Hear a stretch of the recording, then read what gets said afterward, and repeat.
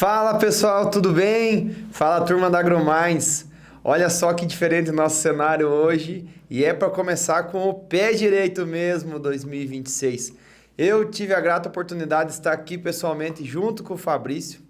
Eu estou tirando período de férias, para quem acompanha o podcast sabe que eu fico lá em Roraima, no hemisfério norte do Brasil, onde eu sou engenheiro agrônomo. O Fabrício fica aqui em Uberlândia, mas atende áreas aí no Brasil inteiro. E o Fernando Warperschos, que fica em Cuiabá, mas roda também o Brasil. E o nosso podcast, pela localização, a gente faz geralmente online, mas hoje está super especial. Eu estou aqui com o Fabrício para a gente falar de um tema muito bacana que a gente já vem há bastante tempo falando, que a gente queria citar esse podcast para todos vocês. Fabrício, muito obrigado por estar recebendo aqui na sua casa, onde você já teve podcast aqui também, e ainda mais para a gente falar de um tema muito importante, que é os fungicidas. Muito bem, Anderson, obrigado aí por você estar aqui comigo esses dias, né? Desde segunda-feira a gente está rodando a nossa região, assim como o Brasil, um Brasil promissor, a região do Alto Paranaíba e Triângulo Mineiro, eu acho que não deixa a desejar, né? É uma região bastante diversificada, bastante rica e também com bastante problemas. Então hoje nós estamos aqui, como você disse, na minha casa, né? Aqui nós estamos no estúdio da Agroimagens, uma parceira Agro7 Rural, atende aí tanto a Agro7 como outras multinacionais com cobertura de campo, então não podia deixar de falar desse grande companheiro da Agroimagens, que é o Emerson. Então a gente hoje quer abordar um pouquinho com você, principalmente presencialmente, né? Desde que a gente tem o nosso podcast, é a primeira vez que a gente reúne ao vivo, então eu quero deixar algum recado, algum ensinamento, alguma evolução, algum aprendizado para a parte técnica, principalmente pautada em fungicidas. É um tema bastante relevante hoje para o Brasil, devido à resistência de doenças, perda de eficiência de produtos, misturas que a gente faz no campo, que às vezes a gente não está dando atenção e está tendo um problema de incompatibilidade, a gente perdendo a cauda, está tendo um problema de ineficiência do produto, desativando o produto, a gente vê muito isso, e principalmente misturas com alguns herbicidas, a gente tem alguns trabalhos nisso, planilha, tabela que a gente pode também distribuir para vocês, o próprio uso misturas com micronutrientes, enfim, são fatores que interferem na potencialidade dos nossos fungicidas. Muito bom, Fabrício. Eu agradeço mais uma vez por estar podendo rodar contigo aí. É muito gratificante para mim, onde um período que tem soja uma parte do ano, e eu tenho a oportunidade de vir aqui rodar com o Fabrício e ver o nosso estado aí, o nosso país produzindo cada vez mais soja. Eu tive rodando no Rio Grande do Sul e fazia muito tempo que eu não via soja bonita lá, Fabrício, e tá sendo muito gratificante ver um desenvolvimento legal. São Paulo comprei alguma coisa, agora rodando um pouquinho aqui contigo. Porém, eu não acompanhei desde o início. Queria que tu comentasse como que tá sendo desde o início, desde de você que faz muita análise de semente, como que veio essa semente para o produtor rural. E até a gente conversou hoje sobre os cuidados, que muitas das doenças, elas começam na semente. Então, você falar desde o início aí, como é que está sendo essa safra, o desenvolvimento da parte de doenças. Perfeito, Anderson. A problemática de doença, ela é bastante complexa, né? A gente tem vários patógenos oriundos da própria semente, mancha-alvo, diaporte, cercóspora, antracnose, oriundo da semente. Nós temos um ambiente, né, como você viu aqui na nossa região, extremamente diversificado, então a gente tem patógenos sobrevivendo em resto cultural. Às vezes, quando a gente fala resto cultural, não, mas o resto cultural que eu tenho lá não é a soja, e eu vou plantar soja agora. Cara, mas você tem um feijão.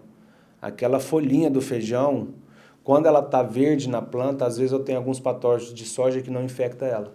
Mas quando ela cai ao solo e ela começa a apodrecer, ela se torna um substrato, um alimento para doenças que vai sobreviver então no resto cultural.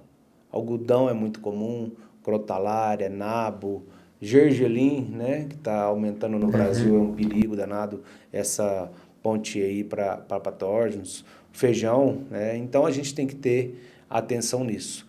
Quando a gente tem palhas de folha larga caindo ao solo, e vai favorecer manchas foliar, mas a gente também não pode esquecer de resto cultural, como raízes de gramíneas, por exemplo, milho, sorgo, que vai hospedar uma macrofomina, um fusário, que são doenças do sistema reticular. Ou seja, o que eu quero trazer com essas informações? Mostrar que o nosso ambiente produtivo, aí quando eu falar ambiente produtivo, não entenda se é um lugar que chove mais ou menos, mas entenda ambiente produtivo como o seu talhão. A particularidade do seu talhão que vai ditar a maior complexidade ou não de doenças que vai pegar a principal cultura do verão. Seja soja, seja milho, seja algodão, enfim. Então, esse ambiente produtivo, o nosso talhão, ele também tem uma energia, uma força de patologias. Aí você imagina, Anderson, você já tem um ambiente doente, uma palha doente, que é a coisa absurda, né? Nós temos um trabalho sobre estudo de palha no Brasil, inclusive, aproveitando a oportunidade, mostrando, né, daqui a uns dias a gente vai estar plantando safrinha, a sobrevivência do tursco numa palhada morta aqui no nosso ambiente, na nossa região, é 18 meses. É uma coisa absurda. O produtor vai plantar sorgo daqui a uns dias, vai plantar em cima do patógeno, em cima da doença. O patógeno vai pular para dentro da planta no V2, no V4, né? Às vezes esse agricultor vai chegar com o fungicida lá para o V6, já foi o boi com a corda. Né? Então a gente está muito preocupado com isso. Dessa somatória, eu tenho doença sendo transmitida via semente, patógenos de solo, patógenos de resto cultural e ainda tem alguns patógenos que vai vir do ambiente ou até mesmo de insetos, como o caso de viroses. Na soja também tem virose, então a gente tem que estar muito atento nisso. Infelizmente, nós estamos num país, felizmente, né, nós estamos num país continental, mas infelizmente a quantidade de sementes de soja propriamente dita na concepção da palavra para atender essas extensões de áreas da principal cultura do país, não fique enciumado, você que não planta soja e está nos assistindo, mas é a soja. Nós estamos com muita falta de qualidade de semente. Eu uso um termo, né, que é até um pouco agressivo, que a gente está usando grãos ensacados, ou melhor, grãos embegados, que agora é bag de 5 milhões de semente. E naquele bag de 5 milhões de semente, às vezes o agricultor, quando vai adquirir essa semente, ele pergunta germinação, ele pergunta vigor, mas ele está esquecendo uma parte importantíssima, que é a patologia.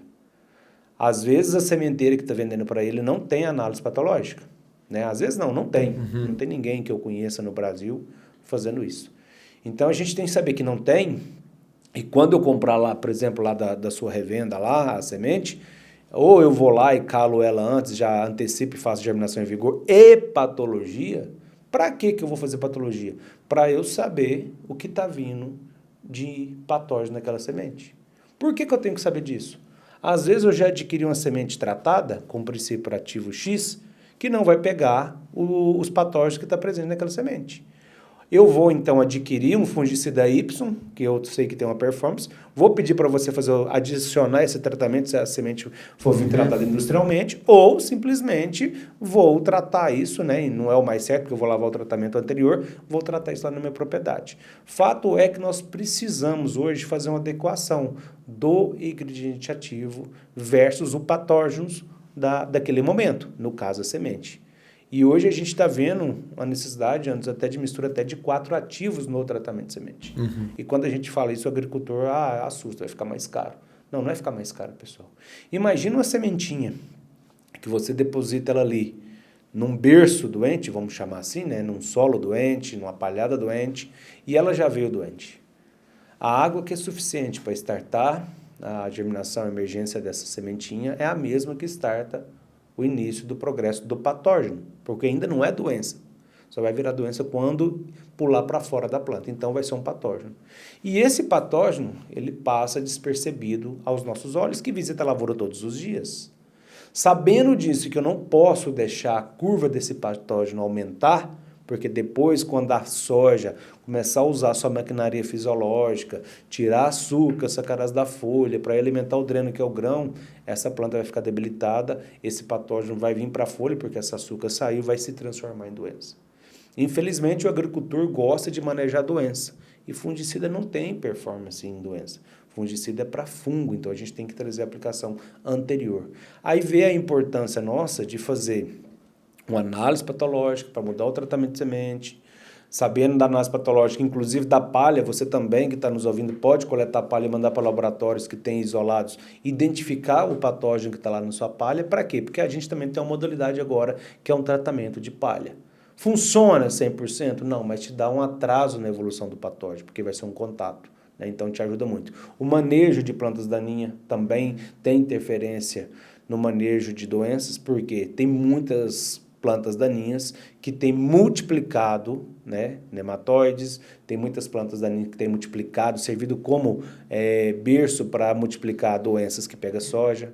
É muito comum na nossa região a gente encontrar trapoeraba com mancha-alvo, né? Corda de viola com cercospora. Então a gente tem que fazer um manejo hoje, que eu falo, né? Tudo está sincronizado, tudo está interligado na agricultura. Até mesmo o manejo de ervas vai nos ajudar aí no manejo de doenças de soja. Porque senão depois a gente tem aí uma elevação muito grande desses patógenos, vai se transformar em doença, vai levar muita produção do agricultor.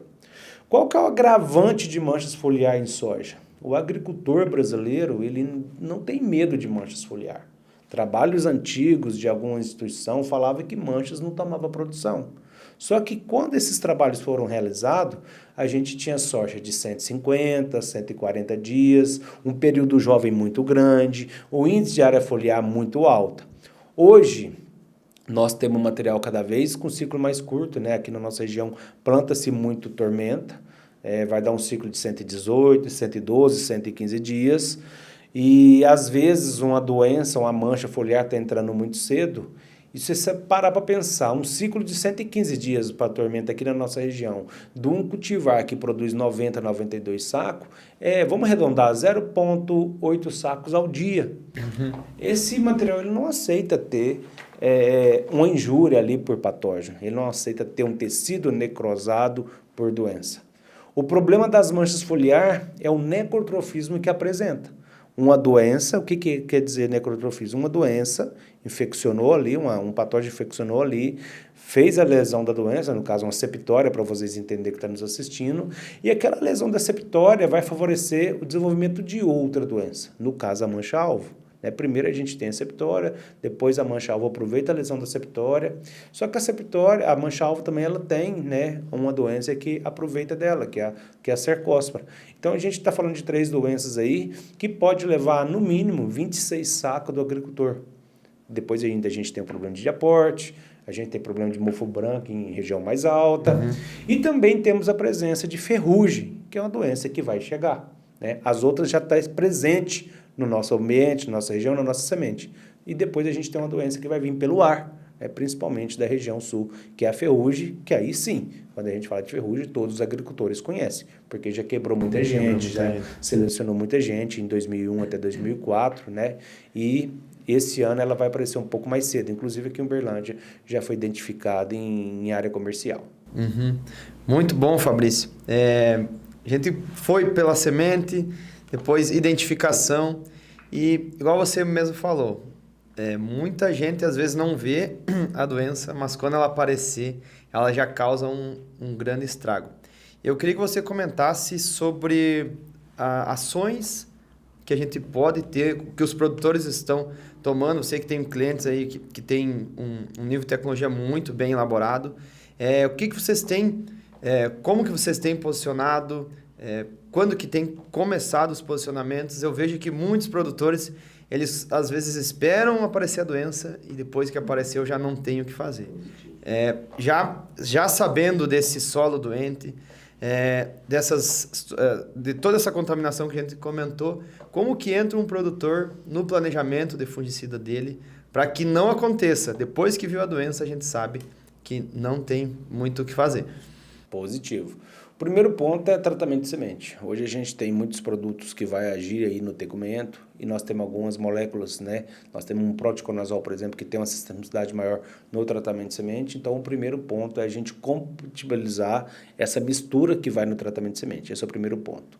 Segundo ponto, para aquele agricultor que tem oportunidade, vai fazer um pré-emergente, coloca um produto tópico ali, coloca um oxicloreto de cobre, coloca um amônio quaternário, cloreto benzalcônico de 5ª geração, por exemplo, para fazer uma asepsia de palha. Às vezes, quando a gente fala dessa ferramenta, poxa, mas se eu fizer um negócio desse, eu vou matar os benéficos também. Mas é mais fácil a gente repovoar os benéficos, né? E dar aí uma dianteira para a soja sair. Diante de todos os estudos que a gente já tem de mancha foliar, da origem, né, da sobrevivência dela em empalhada também que vai pegar soja, a gente não dá chance para o azar. Então aí quando a gente já tiver uma soja, né, com 18 dias, 15 dias, a gente já faz a primeira intervenção de forma química, né? Além do químico, uma coisa que está crescendo muito grande no Brasil, né, de forma assim bastante auxiliar no nosso manejo, é a somatória de um uso de produtos biológicos. Então, nessa primeira entrada que a gente vai entrar com um produto, no caso um triazol com sistemicidade, por que a gente vai ter um ganho? Imagina uma plantinha novinha ali, com tecido novo, que não foi oxidado, que não teve fito, né, que não necrosou o tecido. Eu colocar um produto, no caso um triazol, que tenha mobilidade na planta. Quanto mais novo o tecido, mais água vai ter, mais mobilidade vai ter. Então, às vezes, aquele fungo que escapou lá do tratamento de semente, eu já vou atrasar um pouco a curva dele. Colocando aplicações de biológico junto, né, os mix de bacilo têm nos atendido muito bem, eu já vou sinalizar para a planta uma infecção, né, desse biológico. Depois que eu repito 3 aplicações desse biológico, eu já tenho também, de forma secundária, sendo produzido dentro da planta, a fitolexina. Então, vai me ajudar bastante. Então, eu vou fazer a minha primeira aplicação entre 13 a 18 dias, 15 a 18 dias, dependendo a severidade da região, o que a gente fez de análise, porque fungo, Anderson, ele não sabe se soja está em V2, R1, V5, né? Tempo de exposição. Se você tem uma semente, um ambiente que vai favorecer o progresso do inóculo, por que você vai dar chance ao azar? Então, a gente faz essa intervenção com tecido novo, a gente vai conseguir ter um recobrimento melhor, né? A gente vai conseguir depositar melhor, né? Banhar, vamos tratar desse termo assim, essa planta com esse produto. Com 15 a 18 dias de intervalo, a gente vai voltar outro triazol, né? Porque ainda a gente tem soja aberta. Às vezes você traz um multissítio para esse momento, né? E tem produtos aí que precisa de 6 horas, 5 dias sem chuva. Às vezes você viu uma chuva com soja aberta, você vai perder dinheiro. Então a gente volta com outro triazol. Tem produtores nessa segunda somando-se 2 triazol, um tebuconazol mais um difenoconazol, mantendo o tal do biológico, né? Quando a gente vem trazer esses triazol para o jogo, o que a gente chama atenção, Anderson? Não adianta você comprar um produto, né, com marca comercial X e não ler a bula dele. Então a gente precisa respeitar gramatura de quantidade de ativo que vai ter o efeito fungitóxico ao patógeno que está dentro da planta. Temos o caso aí do difenoconazol. Eu preciso de 80 gramas para ter fungitoxicidade. Tem produto sendo ministrado com 40, não vai atingir. Tebuconazol, 100 gramas de ativo nesse momento de aplicação. Proticonazol, 83. Tem produto sendo ministrado na agricultura com 67. Isso vai deixando a desejar no manejo, né? E depois que eu sair dessa segunda aplicação, posso entrar na terceira, posso repetir o tebuconazol, posso já abrir espaço para um proticonazol com difenoconazol, enfim. Eu vou deixar com essa aplicação folhas do bacheiro livres de infecção, porque eu estou abaixando a curva. Vai zerar? Não. Mas todas as vezes que a curva aumenta do patógeno, eu faço a aplicação, ela abaixa. Quando ela começa a erguer, eu faço outra aplicação, ela abaixa. Ou seja, eu vou causando um atraso, né, desse patógeno sair de dentro da planta, vir para fora e virar doença. Qual que é o objetivo disso? Preservar bacheiro. Nós estamos muito preocupados com bacheiro de soja. Eu não quero soja canelando mais, é um termo que a gente usa aqui, não sei se o Brasil afora usa, que é a ausência de frutificação embaixo, né? Se eu manter essas folhas do bacheiro mais vivas por mais tempo, mais sadias, né? Além de sadias com menos fito, com menos oxidação, a gente vai conseguir encher mais esse bacheiro de soja, que é importantíssimo. Tem materiais aí com 30% da produção está no bacheiro. Então a gente precisa ter esse bacheiro sadio. E eu deixando essas folhas limpas, causando um atraso, causando um delay para esse patógeno para fora e virar doença, eu consigo, então, ter uma performance melhor daqueles produtos prêmios que a gente vai usar no reprodutivo verdadeiro, seja carboxamida e triazol, carboxamida, triazol e estrulina, justamente para elas não ter que brigar com doença, porque aí sim você vai ter doença. Antigamente, nessas outras aplicações anteriores, você tinha um patógeno, agora você já vai ter doença. E você deixar uma planta mais limpa para essas carboxamidas não ter que brigar com doença é bem satisfatório. Qual que é o ensinamento que a gente deixa? Sempre também adequar os ativos que a gente vai usar para patenogênios que estão acontecendo naquele momento. Fungicida não é clínico geral. Eu preciso saber que nos primeiros dias de vida eu vou ter septória, depois eu vou para mancha-alvo e eu preciso adequar quais os ativos que têm efeito nessas doenças, depois eu vou me preocupar com cercóspora e depois da cercóspora eu tenho que me preocupar com ferrugem asiática. Então eu preciso adequar se nesse momento eu vou com tebuco mais mancozeb, se eu vou com prótio mais mancozeb, se eu já vou pôr uma carboxamida ali ou não. Porque eu tenho que saber se tem fungicida que age dentro da planta e eu tenho também que saber que tem fungicida que age fora da planta, na folha, daquelas doenças que vai vir, que é o caso da ferrugem. Muito bom, Fabrício. Realmente, tendo esse conhecimento, vai tendo moléculas para se trabalhar, vai se tendo manejo. E é isso que eu queria que você comentasse agora. A gente está com a safra rodando. Tem regiões aí do próprio Mato Grosso que já estão colhendo, né? O que você, nas suas rodadas, na pesquisa, avaliando essa safra, já tem notado de doenças que tem preocupado, dos próprios ativos, você já está começando a perceber alguma coisa, de ineficiência de alguns ativos, ou, enfim, eficácia de alguns produtos que você tem trabalhado, de moléculas? As extrabululinas hoje não é segredo para ninguém, né? A queda de performance muito grande, resistência por manchas a essa molécula, isso aí é fato. O que a gente está vendo que está funcionando hoje é os triazóis, né, carboxamidas e os multissítios, né, os protetivos, como algumas regiões gostam de chamar. O que deixa para nós de recado é também que esses protetivos, eles precisam de adequação. Se o meu problema é mancha-alvo, os triazóis como tebuconazol, proticonazol e o mancozeb vai melhor. Se o meu problema já é cercóspora, clorotolonil mais difenoconazol, clorotolonil mais ciproconazol já vai melhor. E agora a gente tem uma molécula que nos ensaios de pesquisa traz respostas fantásticas para nós, mas a gente não usava por causa do problema de fitotoxicidade, que é o cobre, né? Hoje nós temos aí alguns produtos já formulados com a patente nova. Essa patente ela tem uma partícula muito menor do que no passado, então a gente diminuiu o problema de fito. Não deixamos de ter os cuidados com o pH, mas ficou muito mais fácil. Né? Às vezes você coloca aí um octaborato na mistura, você já traz um pH ideal para esse oxicloreto funcionar. E ele, juntamente, né, com triazóis, carboxamida, tem dado uma performance muito forte para nós, muito grande para nós. Inclusive, em algumas patologias, a gente tem misturado, né, triazóis, né, prótio ou tebuco, mais a carboxamida, mais o mancozeb, mais o oxicloreto, diante de alguns patogênios que a gente tem, com as respostas fantásticas para nós. Então, hoje a gente tem várias ferramentas a campo. O que eu deixo de informação para vocês? Abra a bula, comece a trabalhar por ativo, inclusive você que está comprando fungicida. Não compre mais por nome comercial, mas compre pelo problema que você tem ou que você está esperando e também pela gramatura de ativos para ter o efeito fungitóxico diante da doença. Senão não vai adiantar nada você comprar fungicida, no outro ano você está ligando, pô, programa fúngico não funcionou. Não funcionou por quê? Você comprou uma molécula errada, usou no momento errado, na concentração errada, com mistura de tanque, não vai funcionar. Então a gente está levantando a bandeira hoje de uso consciente, de uso com conhecimento de fungicida diante de patógenos que a gente tem, que ataca a principal cultura do Brasil. O esteio do Brasil hoje é soja, pessoal. Estou numa região que tem café, que tem algodão, que tem HF, beleza, mas soja, ela é o esteio do Brasil. E a gente tem que proteger essa cultura porque o progresso dessas doenças, a resistência que as moléculas estão tendo em patógenos é bastante elevada.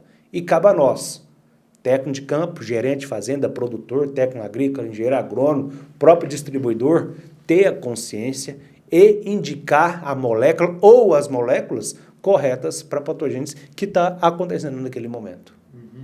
Realmente, Fabrício, a gente fala de algo muito importante dentro do programa de aplicação que sai, né, um investimento muito grande para o produtor. A gente já está hoje em 4 aplicações aqui, 4 na região, em média de 4 aplicações. Nós tivemos um problema, né, de um atraso que nunca ocorreu na nossa região, a ausência de chuva.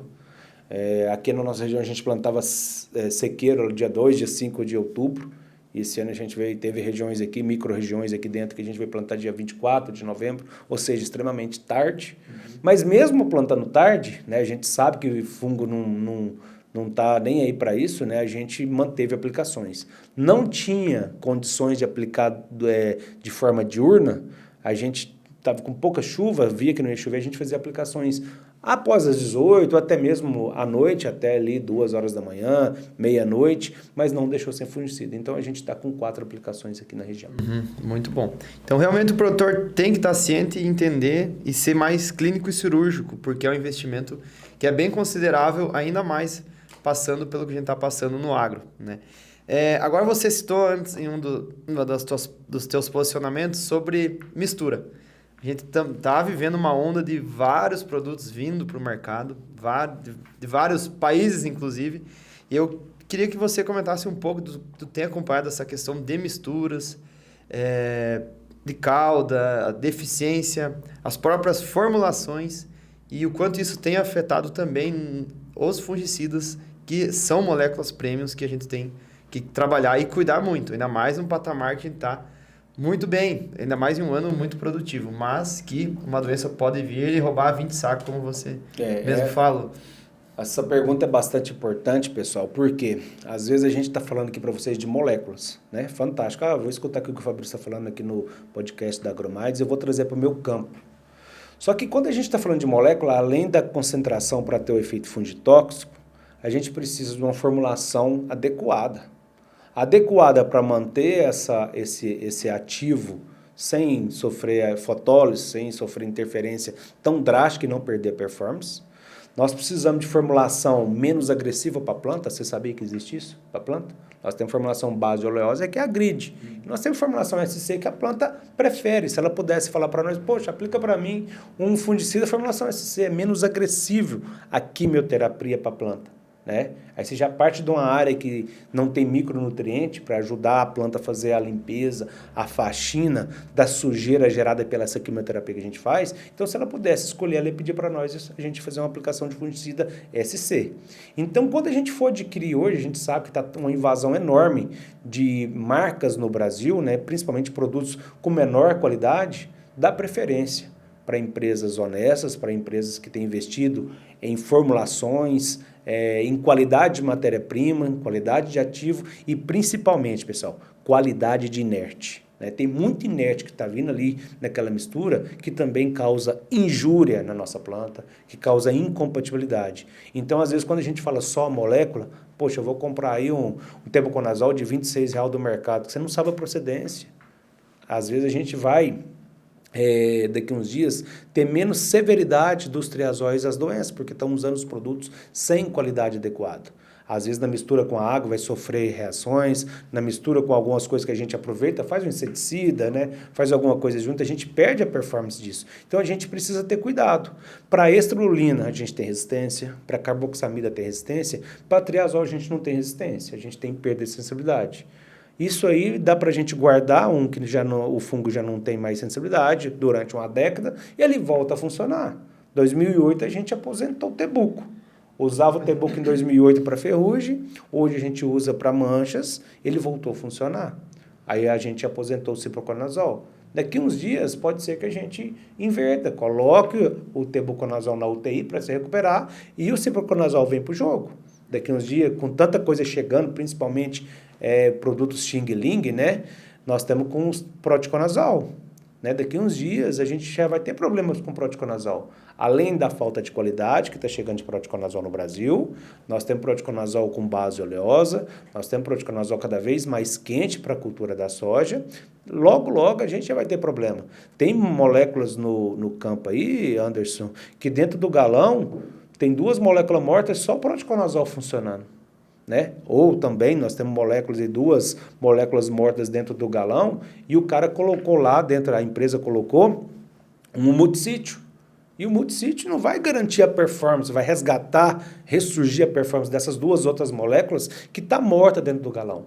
Então a gente ensina, né, instrui vocês a ler bula de produto. Poxa, tem 3 produtos aqui na bula desse produto que eu comprei. Só tem uma aqui que está funcionando. Para que você está comprando as outras duas? Dá para a gente escolher. Além de eu comprar moléculas que não vai me ajudar, poxa, às vezes a molécula que você está me vendendo hoje não é para a minha aplicação desse momento. Porque os ativos que vêm aqui dentro não têm performance na doença, no fungo, daquele determinado estágio fenológico que eu estou colocando na minha soja. Muito bom, Fabrício. Essa aí é de ouro, hein? Realmente tem que estar muito atento aos momentos das doenças para estar posicionando de forma correta. Agora falando, acredito que um tema muito importante é manejo anti-resistência. Que dicas que você deixaria para o produtor cuidar em casa, pensando já no manejo anti-resistência, porque a gente sabe a dificuldade que é o novo lançamento de ativos e a gente precisa cuidar com os que a gente já tem. O Proteo ainda tem eficiência, mas quanto tempo que ele vai ter? Ninguém sabe. Né? Hoje a gente é refém de algumas moléculas. Como a gente cuidar dessas moléculas? Perfeito. Eu acho que a gente tem que proteger o que a gente está na mão, né?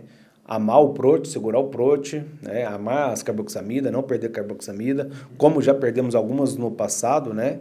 Veio a carboxamida com a espirulina, ou seja, a espirulina já estava exposta, veio a carboxamida que trabalhou sozinho. Então a gente tem ciúme disso, porque perder moléculas para nós como recomendante é muito caro. Né? E para o agricultor também, que às vezes vai usar coisas que não têm performance. Então hoje a gente tem criado as estratégias, né? Que começa desde a asepsia de palha, tratamento de semente para nos auxiliar, manejo de plantas que hospedam a doença, a adição de biológico, né, que vai ser outro mecanismo, né, de ação junto aí ao programa fúngico, adoção de protetivos, multissítios, né, até mesmo trazendo aí, né, naquelas aplicações mais premiums, uma adição de um sítio específico que favorece aí, no caso aí de ferrugem, por exemplo, né, às vezes tem hora que a gente vai fazer um manejo de fluazinã para mofo branco, nossa região tem bastante, ele é específico para mofo branco, mas pode dar um sinergismo na ferrugem, por exemplo. Então a gente tem lançado mão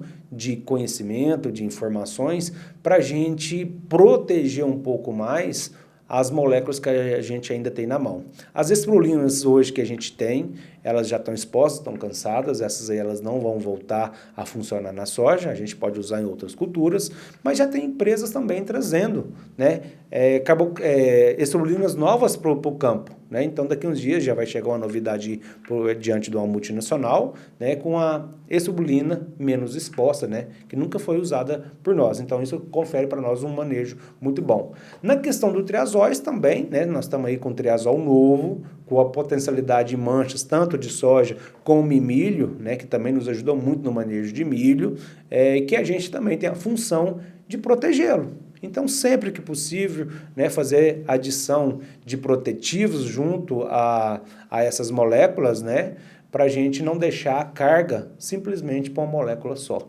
A nutrição de plantas também te ajuda. Uma planta bem nutrida, pessoal, se comporta muito melhor frente à doença, planta, daninha e inseto. Até ontem a gente não usou isso, mas a partir de agora, com tantos produtos caindo pelo campo, a gente vai ter que começar a nutrir um pouco melhor. Principalmente nutrição de micronutrientes, que na dosagem que a gente tem usado aí, confere também um efeito fungitóxico. Né? O mancozeb, se você parar para pensar, é uma junção de nutrientes que apresenta fungitoxicidade. Então a gente lança a mão de tudo isso.